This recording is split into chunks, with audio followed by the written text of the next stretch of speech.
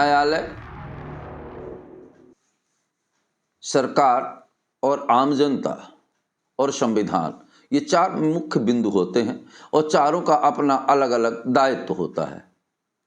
सरकारों का दायित्व है कि अपने प्रदेश में या पूरे देश में आम जनता के हितों का ख्याल करते हुए उसे काम करना चाहिए कि जनता और आम जनमानस को दुख ना हो, उसके विकास और राष्ट्रीय मुद्दों पर बात करना चाहिए। वहीं सरकारें आज बजट पर भी बात करती हैं तो आम जनता की कहीं कोई जगह नहीं रहती। आम जनता पे बजट पर कितना भार आएगा इस बात पर कभी चर्चा नहीं करती। वहीं दूसरी बात, न्यायालय, जब आदमी को न्याय की उम्मीद खत्म हो जाती है तो उसके पास एक ही बात रहती है कि हम न्यायालय जाएंगे और हमें न्याय मिलेगा। मतलब भारत के संविधान में न्यायालय का वो दर्जा प्राप्त है जो सबसे ऊंचा है। जहां न्याय की उम्मीद होती है वहां ईश्वर का रूप होता है। ऐसा हमारे धर्म ग्रंथों ने भी स्वीकार किया। दूसरा है संविधान। हमारा संविधान निश्चित तौर पर अद्भुत संविधान है जहां सबके लिए समान बातें लिखी हैं और उस संविधान में सबके समान अधिकार भी हैं। उन समान अधिकारों की जब हम बात करते हैं तो लगता है कहीं ना कहीं हम न्याय और संविधान और सरकार के बीच में ऐसा कुछ है जो हम सही तरीके से पालन नहीं कर पा रहे। अब आपको बता दें कि आम जनता के हितों की बात सरकारें करती हैं, कहती हैं पर करती नहीं। अब आप संविधान और न्याय और न्यायालय की एक बात आपसे कहना चाहते हैं, अगर हम किसी गाय को एक डंडा मार दें और उसका वीडियो वायरल हो जाए तो पशु क्रूरता अधिनियम के तहत हमारे ऊपर मुकदमा कायम हो जाता है।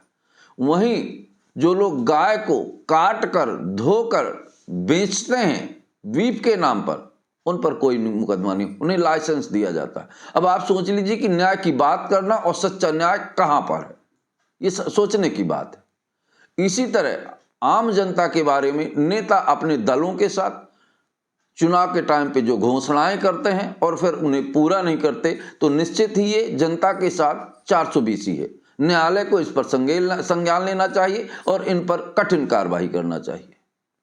वहीं सरकार और न्यायालय को यह भी देखना चाहिए, खासकर सरकारों को, कि जो छात्र आंदोलन करते हैं उन्हें देशद्रोही साबित कर उन पर मुकदमा लगाने की बात करते हैं।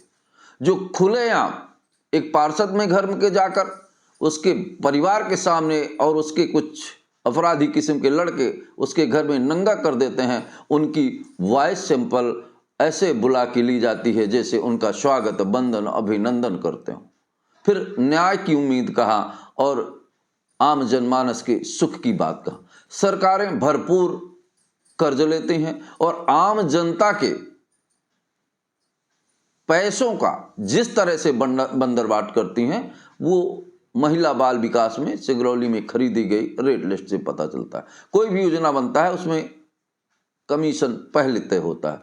तो अब ये बात समझना होगा कि न्यायालय, संविधान, सरकार और आम जनता कहाँ है। इसे हम सबको आपको मंथन करना पड़ेगा ताकि आने वाले कल के समय में हम निश्चित तौर पर ये महसूस करें कि जनता कहाँ है।